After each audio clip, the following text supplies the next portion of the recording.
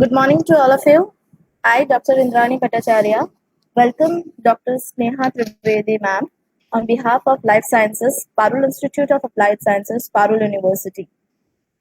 Dr. Sneha Trivedi is currently working as Assistant Professor of Microbiology in Sri Ramakrishna Institute of Computer Education and Applied Sciences. She has pursued or she had awarded a PhD degree in microbiology in year 2015 in Department of Biosciences, Sardar Patel University, Vallabh Vidyanagar, Gujarat in year 2015. She has guided so many research scholars, has guided number of students of post-graduation course on medical laboratory technology as well as microbiology for their project work. Even she has served as a reviewer in reputed journal of elsewhere publication. She is also the member of education editorial board of JBER. She is having a different skill areas in different aspect or different areas like medical microbiology, immunology, infection, virology, bacteriology, mycology, protein purification, protein immobilization, bioproduction and bioprocess, fermentation technologies, and enzymology. She is having more than 10 years of experience. Currently, she is working, as I already told you, that she is working as an assistant professor of microbiology in Sri Ramakrishna Institute of Computer Education and Applied Sciences from July 2017 till current. Then she is having experience of as an assistant professor of microbiology in the course of medical technology from 2002 to 2017 in clinical laboratory technology as a faculty of medicine and head of department of medical technology in Sri PM Patel Patel College of Paramedical Science and Technology that is affiliated to Sardar Patel University APMS Anand. She has other qualifications like she was an ex-member of Board of Studies of Medicine Faculty, Sardar Patel University. Second, she was an ex-member of Senate of Sardar Patel University, life member of Association of Microbiologists of India, that is AMI, life member of Biotech Research Society of India, BRSI, invited member of Board of Studies in ITM Vocational University, Vadodara. She had published lot many publications. I'm just defining some of them. She had give the publication in optimization of insulinase production by newly isolated Aspergillus tuberinogenesis CR16 using low cost substrate carbohydrate polymer. Then she had also published bioconversion of chicory insulin to fructose by immobilized thermostable insulinase from Aspergillus tuberinogenesis CR16. Uh, there are many more, but due to the strain of the time, I'm just explaining the few ones. So she had also presented so many oral presentation in national symposium, even in the conferences, international conferences on the recent trends in the applied sciences. She even had presented the posters in different topics, like in Charu set and different things. So this was a brief description of Dr. Sneha. I would like to hand over this mic to Dr. Sneha for continuing her session. Thank you, ma'am. Thank you, Indrani, so much for such a detailed and a nice introduction. I welcome you all in my talk, which is on the topic genetic engineering, tools, techniques, and applications. As I am aware that the audience of this talk is from multiple disciplines of life sciences, so I have covered most of the areas in the form of overview, which can give give a little bit idea of every aspect of genetic engineering. So I have tried it maximally to make it understandable and enjoyable. I hope all of you will have some of the knowledge gaining experience from this talk. So let us start with our topic. Let us first discuss what is genetic engineering. Now, if we talk about genetic engineering, it is a very attractive word, right? and we can say in simpler word, it is a gene manipulation. Now, what is gene manipulation? Gene manipulation, it implies changing genes, or when we redesign the original DNA sequence, then we can say we are manipulating the genes. Okay. Now, how we can manipulate the genes? There are various methods for changing the DNA sequence. You must have heard that it is mutation, right? Or we can say recombination, which occurs in the natural environment, that is transformation, transduction, conjugation, etc. So in that way, nature has its own mechanism of changing the genes. But that mechanisms and all those things which are already present in the nature, we are applying in vitro for or in vivo artificially for the benefit of the human society in one or the other way, right? So when genetic changes occur, it occurs as a result when a gene is transferred from its normal location into a cell or into a sequence which does not has that gene, which does not contain that gene, and it alters the gene sequence.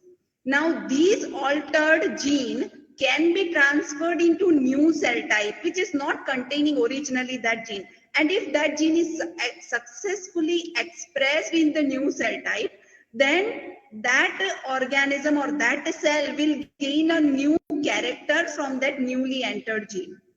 This is a very, very deep and very, very wide area, and it is the newly emerging technology, we can say, and it can be carried out in vitro as well as in vivo.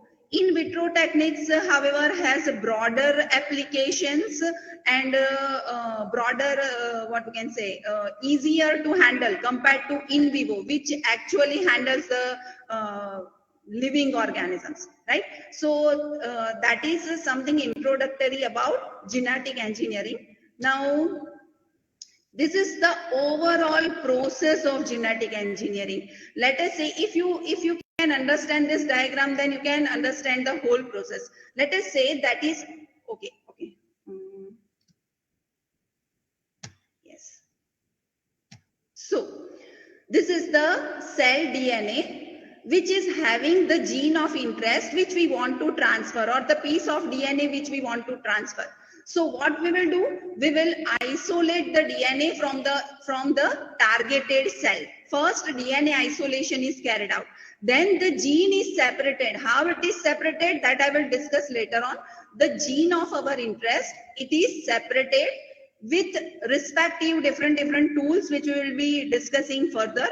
And that gene of interest which comes over here, I hope you are seeing the arrow which I am scrolling.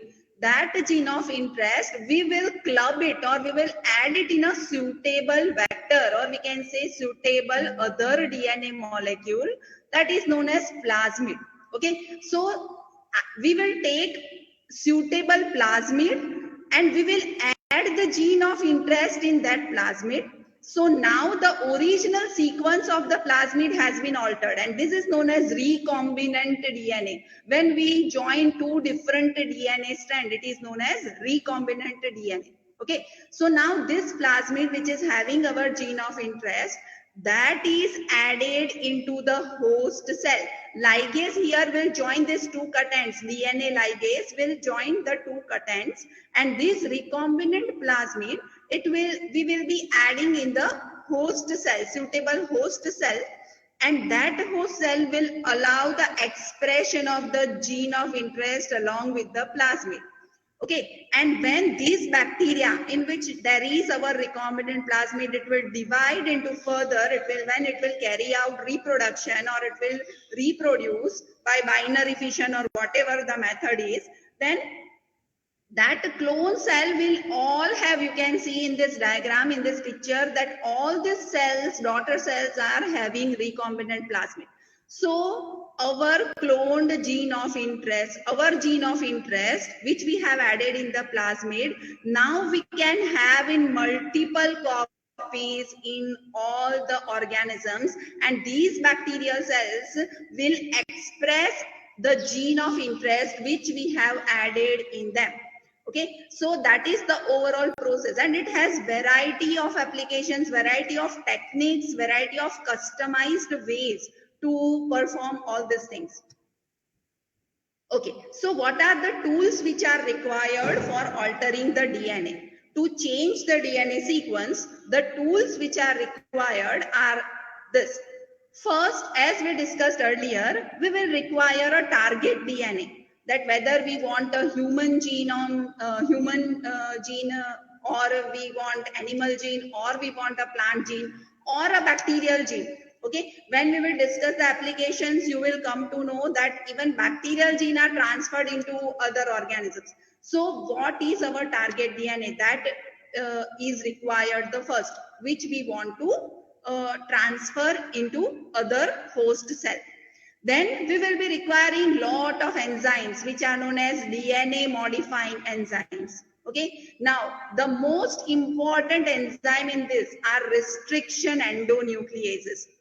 See, restriction endonucleases. Okay, endonuclease, nuclease means they will cut nucleic acid. As the name, the meaning of the name is nucleases. What they will do, they will cut the nucleic acid. Endonuclease, when endo is the prefix, it will cut somewhere in between. So endonucleases will cut DNA in somewhere in between the DNA sequence or DNA strand, right? Not at the end of the DNA strand. Then restriction endonuclease. Now the name is restriction. So it has restriction. What restriction we will discuss in the next slide. So the most important enzyme which is used over here is restriction endonuclease. Another enzyme is DNA ligase. We will cut the DNA strand with restriction endonuclease. We will join that cut DNA strand with the DNA ligase. It will perform ligation, you must be knowing. Okay, so DNA ligase will join the two DNA strands. And other DNA modifying enzymes, all the other helping enzymes such as alkaline phosphatase, reverse transcriptase, DNA polymerase, exonucleases, etc. Now, why DNA modifying enzymes are important? Because they help to change the ends of the DNA according to our requirement. So that are the enzymes. Then vectors are the DNA sequences or the mode which act as a vehicle.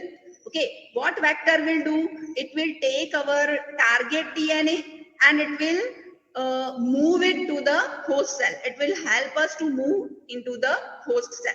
So which are the vectors which are used in rDNA technology or genetic engineering?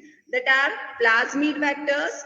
I have already shown one of the example in the diagram which we saw earlier. Then bacteriophage vectors. Other customized vectors are plasmid vectors, phasmid vectors, and artificial chromosomes. Artificial chromosomes, there are two very popular artificial chromosomes, bacterial artificial chromosome that are BAC and yeast artificial chromosome YAC. You must be knowing Human Genome Project, right? So Human Genome Project, what was that about? That was sequencing of the human genome. And that sequencing was performed using bacterial artificial chromosome. The human pieces of human genome were attached with the bacterial artificial chromosome and then it was sequenced by the sequencer. So it is also a very popular vector which was used in Human Genome Project. Now, host cell. What are the host cells? See, we have discussed target DNA from where we will take our gene of interest. Then we will be requiring all those DNA modifying enzymes, okay, which includes various enzymes. Among them, restriction endonuclease are the most important, without which this will not happen. Then vectors are required, suitable vector which are the need of that protocol. Plasmid vectors, bacteriophage, that is viruses which infect bacteria, right? So bacteriophage vectors, cosmid, phasmid, they are the combination of plasmid and bacteriophage vector. That is a combination. Okay, then artificial chromosomes are required. So these are the vectors which are used. And finally, when we will attach our target DNA into the vector DNA, after altering it, after cutting it, etc., that vector which contains our target gene of interest is added into the host cell for either cloning purpose or expression purpose or just maintaining it. Okay, so host cell which are used are of two different categories. Host cell may be prokaryotic host in which our gene of interest will be expressed, and prokaryotic host means bacteria. Bacteria are prokaryote, so bacterial cells are used as a host, or eukaryotic host cell is used. So yeast is used, or the gene of interest, if we have isolated some bacterial gene, we can express it in plant cell, or animals also are used as a host cell. So that are the overall tools, overall things which are needed for performing genetic engineering or gene manipulation and successful expression. Okay, so first let us see from where we can get our target DNA. That is our gene of interest. Okay, there are 4 different ways from which we can get our target DNA. First is from genomic library. You must be aware what is genomic library, right? If I am talking about that some research lab has genomic library of E. coli, let us say some research lab has genomic library of E. coli. What does it mean? They have the cluster of colonies, they have the group of colonies in which the whole genome sequence of E. coli is maintained in different what you can say, in the form of different segments in the colonies. Okay, so if I have a plate in which there are 100 different colonies, and I am saying that it is a genomic library of E. coli, then all that 100 colony, the combination of all that 100 colonies will have the total genome of E. coli. Okay, so that is genomic library. So if I want a target gene, and if I am having, or if someone is having the genomic library of that particular organism, then I can get that genome, that target gene directly from the genomic library. I don't have to search it from the original DNA of that particular organism. Then another way from which I can get my gene of interest is cDNA library. cDNA is obtained from mRNA by reverse transcription process, right? RNA પરથી DNA આપણે બનાવીએ, that is reverse transcription. So cDNA is complementary DNA which is obtained from mRNA sequence, and there are also cDNA libraries which are maintained in many of the different places or different research labs. So cDNA library can also provide us the gene of interest. Okay, now what is more beneficial? If I am using coding sequence, if my gene of interest is a coding region, then genomic library will not be an advantage. Why? Because genome contains the total coding as well as non-coding regions. So if my target gene is of prokaryotic organism, then I can use genomic library because prokaryotic DNA does not have non-coding regions. But if I am having, or I want to use the target gene from eukaryotic organism, right? For example, yeast. If I want to isolate my target gene is from yeast, then yeast cell is eukaryote, so it will have coding as well as non-coding region. Then the genomic library will contain the complete sequence, so it will be also having non-coding regions along with the coding regions. Then it will become tedious. So for such target genes which are from eukaryotic origin, we can directly use cDNA library. In cDNA library, mRNA પરથી direct cDNA is obtained, right? So only coding regions are present in the cDNA library. Or if I want a particular protein which is expressed in that particular tissue, okay, then I can use directly cDNA library for getting my gene of interest. So the desired gene or DNA fragment can be searched either from the genomic library or cDNA library based on the requirement. Then if we don't have cDNA library or genomic library, if there is no option, then what we can do? If there is amino acid sequence of the protein or base sequence of that gene is available, then chemical synthesis of that particular gene of interest is possible. There are protocols which can synthesize the gene of interest chemically. We can add one by one the required nucleotide. But what is the need of this procedure? What is the requirement? That we must be aware that what is the base sequence of our gene of interest. Okay. Now, the fourth way of getting our target gene is if we know the starting and the ending sequence of our gene of interest, if we don't know the whole genome sequence, but if we know the starting and ending point of the gene of interest, then we can amplify that particular DNA fragment using polymerase chain reaction. Okay, PCR, we can get multiple copies, only amplification of that particular region will occur, and then we can isolate, we can separate it out, that amplified DNA, and we can use it as a target DNA for adding in the vector. Okay, for adding in the vector.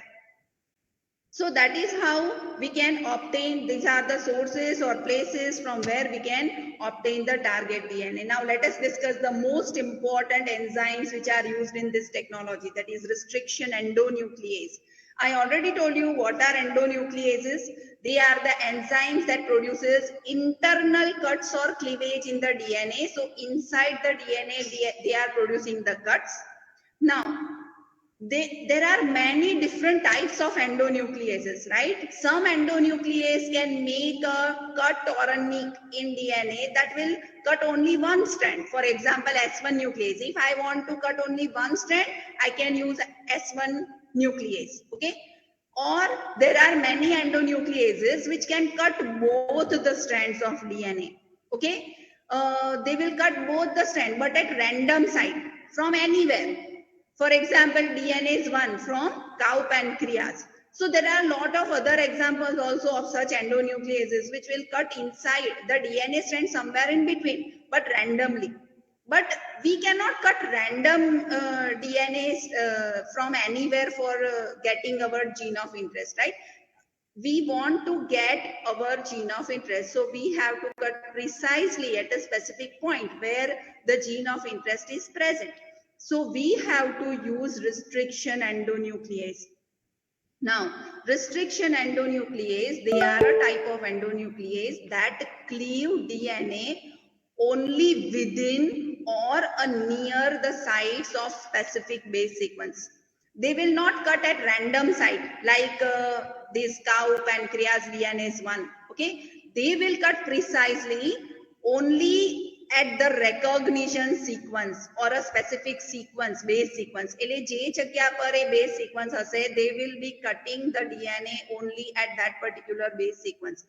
So that's why they are known as restriction endonuclease. And the site which they recognize for cleavage of the DNA strand, that site is known as recognition site or recognition sequence. Okay. Now, different restriction enzymes, they are also known as restriction enzymes. So restriction endonuclease have different recognition sequence, and they are the mechanism of a bacteria.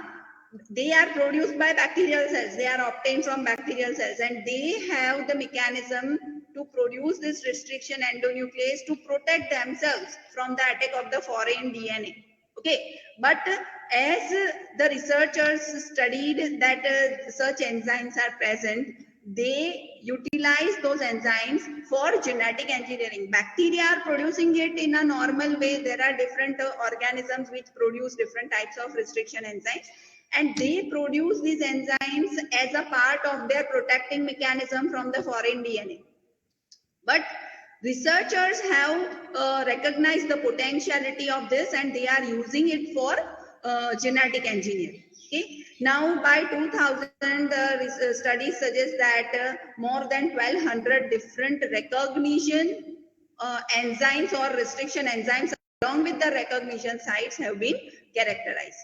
So restriction endonuclease are the most important part for DNA cloning and sequencing, and they cut DNA molecules at the predetermined specific site, which is the basic requirement for our DNA technology. If we want the target gene, we have to cut prior the target gene and right after the end of the target gene. We cannot cut long strands of DNA and use it for cloning, okay, because other unnecessary parts will also get cloned. So there are 4 different types of restriction endonuclease named as type 1, 2, 3 and type 2S. All of them have different properties. Some of them have recognition sequence of more than 8 or 11 sequences, etc. They can cut 20 base pair after the recognition sequence or 20 base pair before the recognition sequence, etc. Okay, so all of them have different properties, different requirements, but the most important which we want to concentrate is type 2 restriction endonuclease. Type 2 restriction endonuclease are used for cutting the DNA. Now see, this is the diagram which shows the action of restriction enzyme, right? EcoR1 is the example of restriction enzyme. It is the most popular, one of the most popular restriction enzyme. Now, why it is EcoR1? See, Eco, that is the first letter, how it is named, how restriction enzymes are named. The first letter is obtained from the genus of the bacteria, okay, from which it is obtained. So Eco, that is Escherichia genus, it indicates capital E. CO is the second 2 letters are obtained from the name of the species, that is E. coli. So Escherichia coli. So Eco. R stands for restriction enzyme and 1. Okay, so EcoR1. So that is the name of this enzyme, EcoR1. It is one of the earliest enzyme which was found, and it is used for cleaving the DNA. You can see there is the DNA strand. These 2 are the DNA strand. Now it will not cut randomly. It will recognize its own recognition sequence. The recognition sequence over here for EcoR1 is specific, that is GAATTC. Okay, and it will cut after the first G of the recognition sequence. So this is the recognition sequence of EcoR1. Other examples are BAM-H1, then HIND3, HIND1, HIND2, HIND3, okay, etc. So all of these are different restriction enzymes, and they have different recognition sequences. Okay, if the sequence over here is GATC, only GATC, EcoR1 will not act on this DNA. Okay, it will require specific sequence for cutting, and here we can see that it has cut after 1 G, after the first G over here. So these 2 strands are separated. Let us assume this is our target gene. The right hand side portion is the portion of our target gene. So we can separate from the rest of the unnecessary DNA by using such restriction enzyme. I hope you all are understanding what I am explaining. Okay. So let us discuss what are recognition sequences.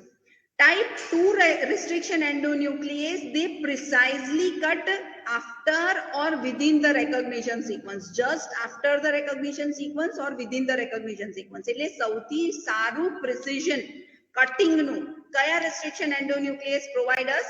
Only type 2 restriction endonuclease. Okay, and their recognition sequences are palindromic sequences. Now what are palindromic sequences? Palindromic sequence means the base sequence of the second half of that DNA strand is the mirror image of the sequence of the first half. Let me give you an example. If recognition sequence is GAA-AAG, 6 base pair sequence is the recognition sequence, and the sequence is GAA-AAG. Then the first three letters GAA, that is the first half base sequence, okay, and it is the mirror image of the second half, that is AAG. So that is a palindrome. And type 2 restriction endonuclease have a recognition sequence which have palindromic sequence but with rotational symmetry. Rotational symmetry એટલે પલટાઈ જવું. If it is on the first strand, the second half will be the mirror image of the second strand. Let me show you the diagram so that you can understand it in a better way. See, here this is the recognition sequence of EcoR1. Okay, the recognition sequence is GAATTC.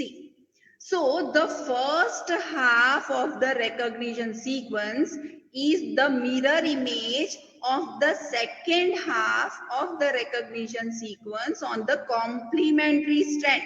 સામેની strand નું second half hoy એનું mirror image છે. You can see GAA over here and AAG. So they are mirror image of each other. Okay, but it is on the complementary strand. A second half ma kya છે? Complementary strand ma. So it is palindromic sequence with rotational symmetry. And type 2 restriction enzymes have their recognition sequence which have palindrome, that is mirror image of the second half, but with rotational symmetry. Okay, now here there are shown different ends, that is blunt ends and sticky ends, right? That is the different type of action of restriction enzymes. Some restriction enzymes are such that they will create blunt ends. Blunt ends means sticky, they will create cohesive end, that is sticky ends. Sticky ends means they have a protruding region of a short DNA strand after cutting. These two are double-stranded DNA. When EcoR1 will cut from here on the above strand and cut from here after G on the second strand, complementary strand, then it will generate a short protruding sequence which can be attached with the other DNA segment from any other molecule having the same sequence. अगर आपने plasmid लइए छे, if we are taking the plasmid, and if it is having this complementary sequence, any complementary sequence hoy, for example AATT, if it is containing this complementary sequence, that can join over here, right? So that are sticky ends. They are also known as cohesive ends. Okay, and another type of there are restriction endonuclease which will cut on both the strands. You can see blunt ends over here. You can see from the same place. Here they are cutting at different places, not the same place. Okay, but here you can see they are cutting both the strands from the same place. So it will exactly create blunt ends which do not have any protruding region. So there are two different restriction enzymes create different ends. For example, EcoR1 will create sticky ends or cohesive ends with protruding DNA region, while EcoRV will create blunt end because it will cut the DNA segments from the same place, both the strands from the same place. So it will create blunt ends. So that are about recognition sequence. Similarly, there are many different types of restriction enzymes which have been isolated from many different organisms, bacteria, which can generate different ends according to the requirement, and they are selected and used in this technique according to the requirement. Okay, so after creating the blunt ends, what we will do? We will also require the plasmid the vectors, and here I have taken two examples. One is of plasmid vector, another one is of bacteriophage vector. So what we will do? First, we will take our target DNA, we will cut with the restriction endonuclease, and we have to add our target gene in the plasmid vector. Okay, what is the practice? The same restriction enzyme is used to અહીંયા plasmid vector ne પણ cut તો મૂકવું પડશે so that it can accommodate our target gene. We have to cut the plasmid vector also. This is the plasmid vector PUC19. There are also other plasmid vectors like PBR322. PUC stands for Plasmid Vector, which is Plasmid University of California and 19 number. This vector was developed in that research lab, and that's why they have named it as PUC 19. There are other such examples also, and different protocols use these different vectors. Now let us understand a basic plasmid vector. What is there? There is a multiple cloning site, which we call it as MCS region. It is a multiple cloning site. What is multiple cloning site? That these sites have recognition sequence of many different restriction enzymes.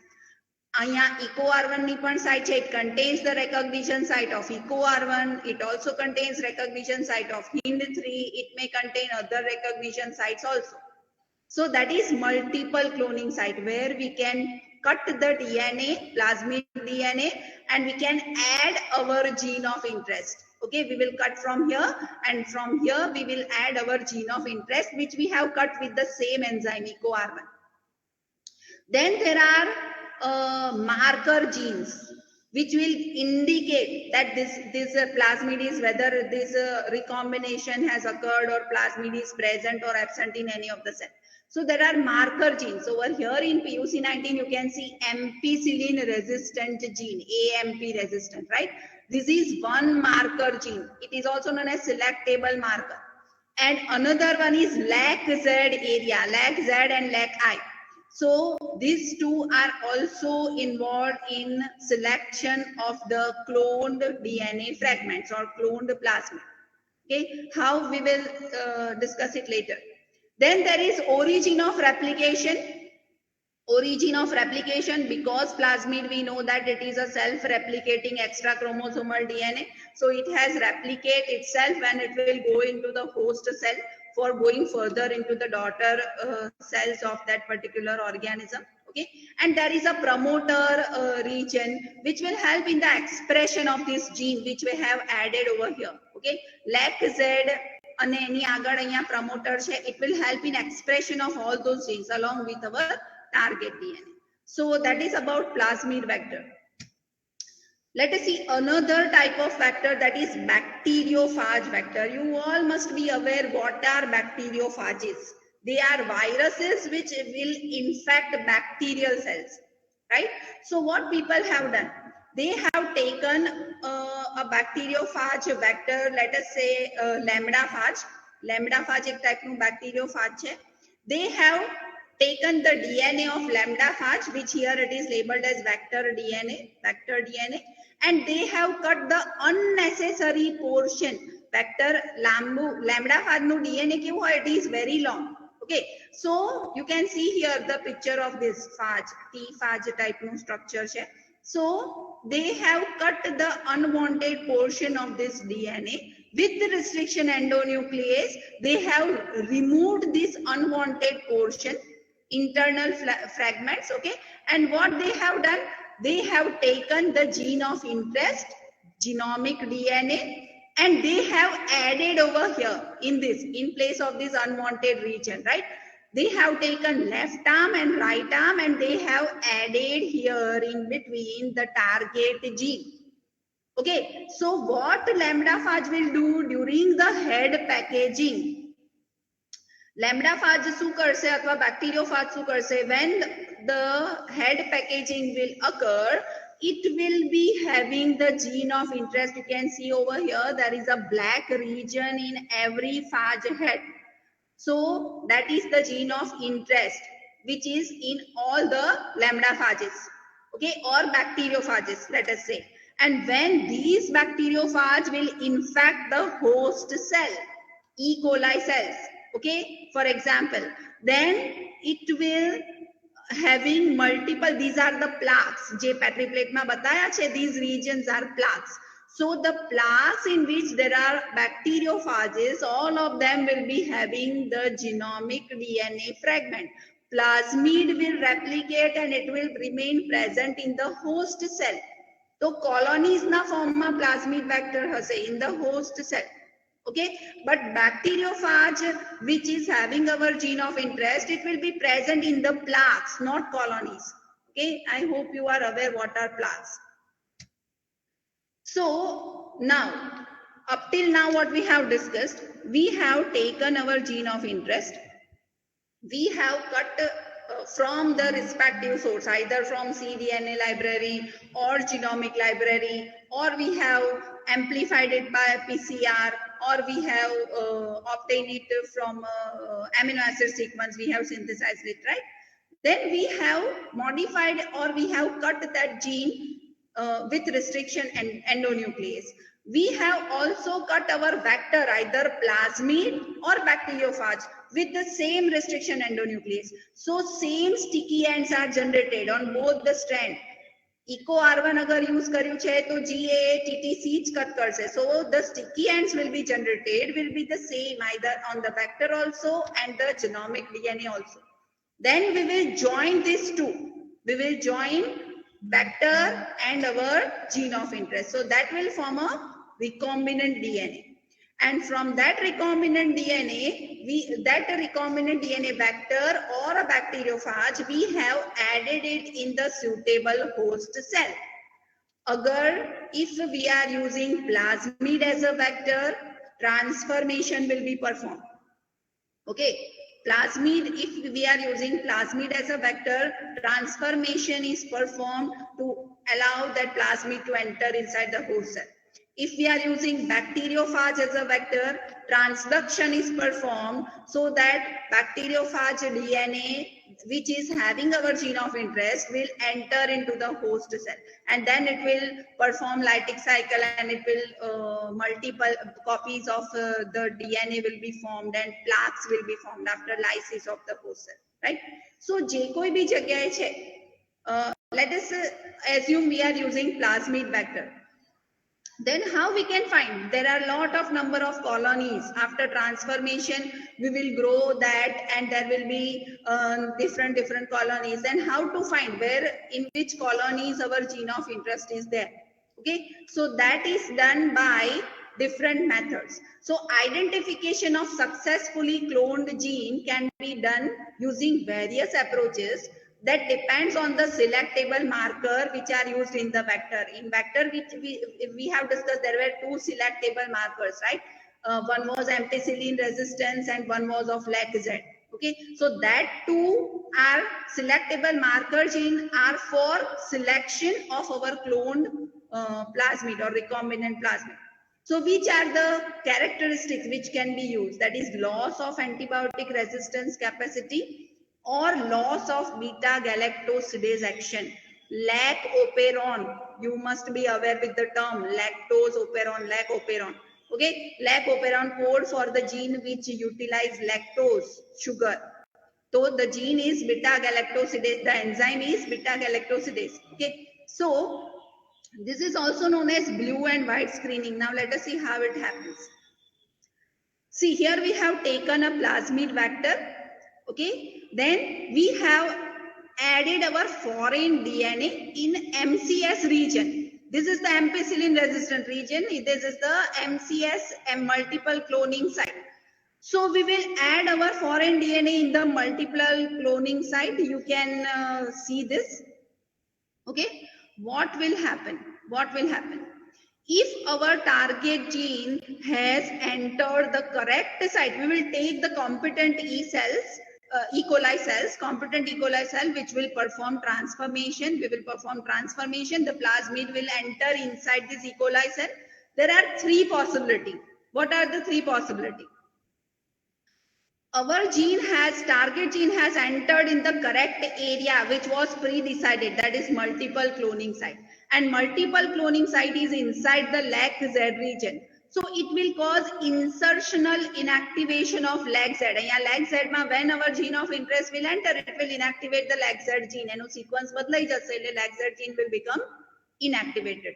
Okay, so beta galactosidase enzyme will not be able to produce with this distorted gene, LAC-Z gene, because it is having our target gene. Another possibility is the gene of interest is outside the LAC-Z region. Okay, then also it will not work because promoter is somewhere over here, and when it will try to express our gene of interest is very far, so we will not able to get that properly, or expression will not occur properly. Okay, and third possibility is that the gene of interest has not entered. It is not so okay 100% success ratio. Okay, so third possibility is the gene of interest will not enter inside this plasmid and transformation એમને મત થાય છે. Then what will happen? In the first case, which is our desirable thing, which we want this, that leg Z should get inactivated. Okay, when we will add xgal, xgal is an analog of galactose, okay, galactopyranoside, and IPTG is also a similar substance which is involved in this blue and white screening. So when we will add this xgal, these LAC-Z insertional inactivation has occurred over here. It will not able to produce beta galactosidase. It will not able to hydrolyze xgal, and so no color change will occur. Xgal is an artificial or analog of galactose, and it will perform color change. If it gets hydrolyzed, it will form blue colonies, but if it is original non-hydrolyzed, there is a white color colony. So J colony ma transformation thayu che successful, whichever colonies has our gene of interest, they will not able to produce express LAC-Z gene because it has insertional inactivation has occurred. Beta galactosidase enzyme will not be produced, and so xgal will not get hydrolyzed, so no color change will occur, so white colonies will be formed. If gene of interest is not at the targeted region, આપણું gene of interest enter જ નથી થયું, અથવા તો it is somewhere else, then LAC-Z has not been inactivated. LAC-Z is original, insertional inactivation has not occurred, so it will able to hydrolyze xgal, and beta LAC-Z will be expressed, beta galactosidase will be produced, it will able to hydrolyze xgal, and it will perform color change, and it will form blue colored colonies. So our desirable colonies are white colonies, not blue colonies. Okay, so this is the diagram. Here you can see the blue colored colonies. Okay, that is, all these blue colonies is having our targeted gene of interest, because transformation has successfully occurred and gene of interest has also entered in the desired place, that is white colored colonies. Okay, so in the desired place in the MCS region of the xgal. So that is here our the desired colonies are white colonies. We can select those colonies and we can maintain it separately, or we can carry it forward for the further studies. Now let us see what are the applications of our DNA technology or genetic engineering. What are the applications? There are very wide areas in which gene technology is applied. Medicine or healthcare is the main area for hormone production, then for producing human therapeutics. Okay, it is also used in cancer therapy. Nowadays gene therapy is used for killing the cancerous cells. It is also used in producing recombinant vaccines. Vaccine production, અત્યારે જે COVID-19 vaccine છે, it is RNA vaccine, and it is also produced with a similar approach. So it is also used for recombinant vaccine production. Then it has wide application in food and agriculture, that is genetically modified food is produced, or GMOs જેને આપણે કહીએ, genetically modified organisms are and crops are generated. BT cotton, you must have heard BT cotton or BT brinjal, etc. So that is the one more application, and it is used in industries to increase the production or to make the process more suitable accordingly. Okay, so first let us see the application in medicine and healthcare. In medicine, it has used mainly for hormone production. See, initially insulin was the first hormone to be produced by genetic engineering, and Humulin was the brand name. Okay, why?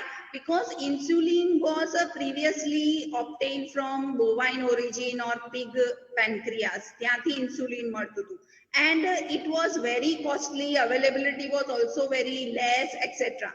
Then after finding all these tools and techniques, what the researcher did, that also the foreign insulin was very causing reactions in many of the patients which were utilizing that. So what the researcher did, they isolated the insulin gene from the human DNA. Insulin gene isolate કર્યું, they added in a suitable plasmid which was compatible with the E. coli host cell સાથે compatible હોય એવા plasmid માં નાખી દીધું, and they attached these two strands. Then they performed transformation, that recombinant plasmid was entered inside the E. coli bacteria. So transgenic bacteria which was having the plasmid which contained insulin gene was prepared, and this transgenic bacteria were used for insulin production at industrial level. Okay, so Eli Lilly and company, they were the first company to produce recombinant insulin using these procedures. So now E. coli is producing insulin for the patients, and it is easily available. It is also cheaper comparatively. Okay, similarly human growth hormone is produced by such a mechanism, same protocol. Then follistim, which is used in the treatment of infertility, that is also produced by this. Human albumin and many other therapeutic factors are produced by such technology. Okay, then monoclonal antibodies, anti-hemophilic factors, all of them, interferons, etc., tumor necrosis factor, all of them, many of them are produced using the same technology. Okay, now let us see how it is gene therapy is used in the cancer treatment. Okay, see, there are various approaches when gene therapy is used in the cancer treatment. Here there are the cancerous cells. It is also known as immunotherapy. Here there are cancerous cells. The gene of interest is inserted in the cancerous cells and the cells are killed. Okay, so when these killed cells are injected in the person, they will be having different antigens displayed of that gene, and our immune system will get activated against this cancerous cells components, and they will cause the similar tumor cell destruction in the body. The second approach is that gene is directly inserted into the cancerous tissue, and when this tissue will multiply to produce more cells, as cancerous cells, we know that it has a unlimited power of multiplication, right? So when it will form more cells, then so this gene will be present in all the cells present in that tissue, and this gene protein will be expressed on the surface of the tissue. So immune system will be activated against that gene, the protein coded by that gene, and that will act on the cancerous tissue and will cause tumor cell destruction. So this is the second approach. And the third approach is the gene is entered inside the immune cells. Immune cells ma gene transgenic immune cells are performed, and that immune cells are injected in the patient, which will cause immune system activation and it will kill the tumor cell. So these are the study shows that for all these cancers, such gene therapy is used, and it is under the clinical trial. Clinical trial ma છે અત્યારે prostate cancer, pancreatic cancer, okay, lymphoma. Which genes are used? They have also given over here. Melanoma, IL-2 coding gene is there. Okay, so they are in the phase 2 and phase 3 trials for this. So that is one more field in which genetic engineering can be used. Now gene-based vaccines are also made. Gene-based vaccines, these are the normal conventional process of vaccine production. That is, if let us take an example of viral vaccine, that attenuated virus is used as a vaccine, okay, or killed inactivated virus is used, or a subunit, that is portion of the virus is used as a vaccine. Okay, now what is genetically engineered vaccine? If we know the map of the virus genetic sequence, if we know the viral genome sequence, we can take the genome which is responsible for spike protein, okay, only for which will code for the spike protein, and we can enter inside the plasmid DNA and we can use it as a vaccine. Or it can be entered inside the lipid layer and it can be injected as a vaccine, or it can be entered in the adenovirus, which is non-harmful to humans. Adenovirus, that portion of the genome can be entered into the adenovirus and that can be injected as a vaccine. So that is about the genome-based vaccine. Even the COVID-19 vaccine is also synthesized based on this, that they have mapped the viral genome sequence. They have taken out or separated the mRNA, which is coding only the spike protein, not the full virus, only the spike protein of that RNA virus. And then they are injecting it in a suitable covering. They are injecting it in the patients. Okay, so what that will do, that will produce that mRNA which is coding the spike protein will get expressed, that will produce different what we can say, antigenic substance, and it will activate our immune system against that particular spike protein. So when actual virus will come, antibodies will be ready against the spike protein of the virus and it will directly attack the virus. Now, another application is genetically modified organisms, that newer animals and plants which have better characteristics or which have more flesh, meat, animals having more flesh, meat, healthier. Okay, they are produced using this method or this technology. Then also desired characteristics, animals containing desired characteristics are used in research laboratories. They are produced by genetically engineering.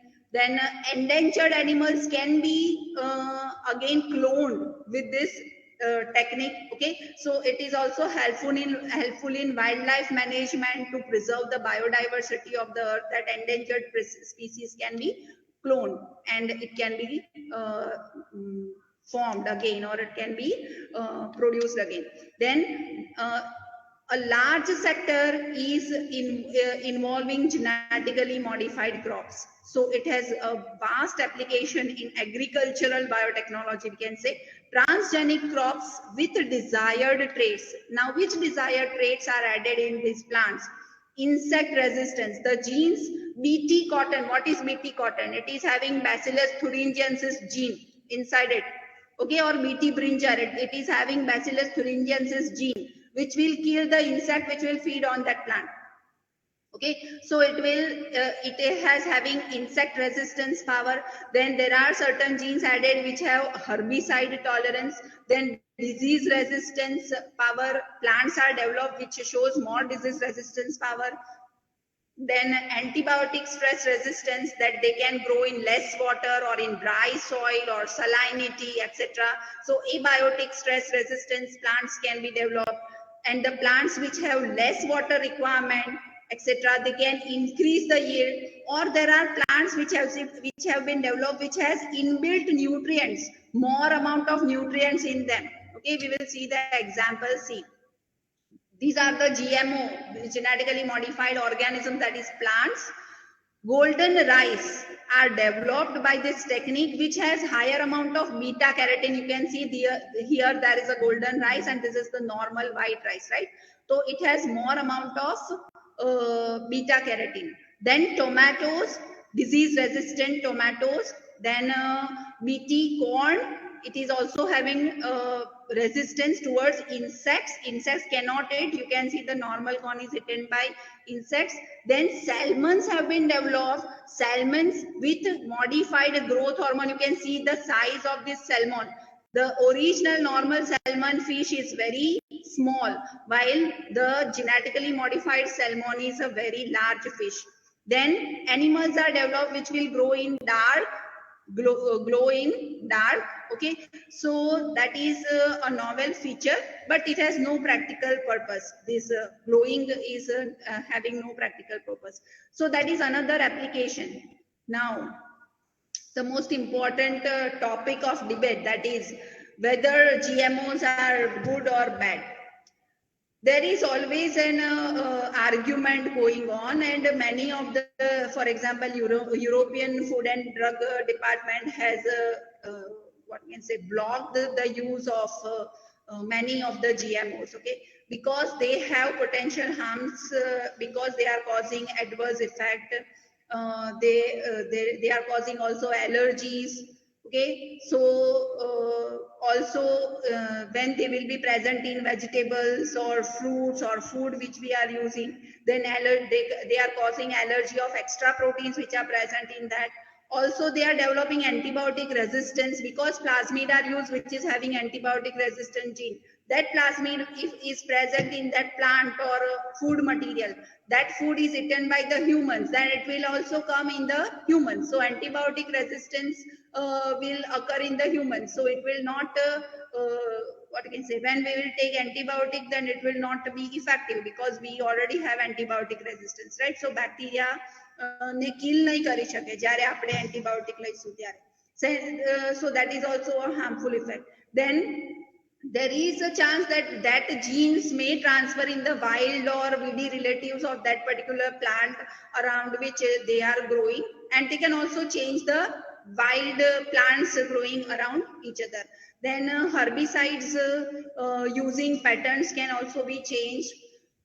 Wildlife can get poisoned if they utilize such plants. There are chances that wildlife get poisoned, and also they may create new or worse viruses. When bacteriophages are used, then there is a chance that they may create new viruses which are threat to humanities. So anything which is diverted from the nature has always a potential chance of damaging also.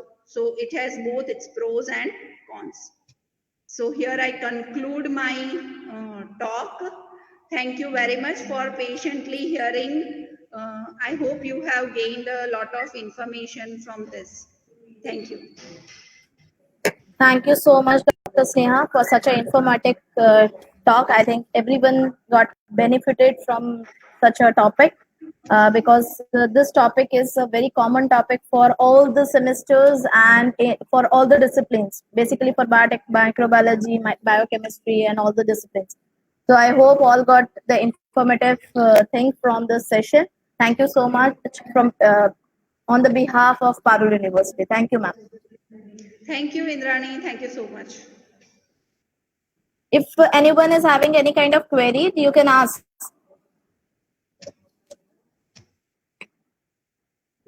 If any students or any faculties wants to ask any question, they can ask the question.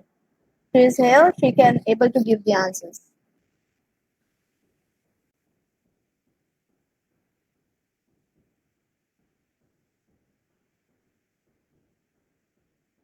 Okay, if anyone will be having any query in further aspect, then also you can just text a message to Janvika ma'am, so she can able to forward to Sneha ma'am, and she will be eager to give you answer. Yeah, I will be happy to solve the doubts. If anyone have in future also, anytime they can contact me through Janvika ma'am. Yeah.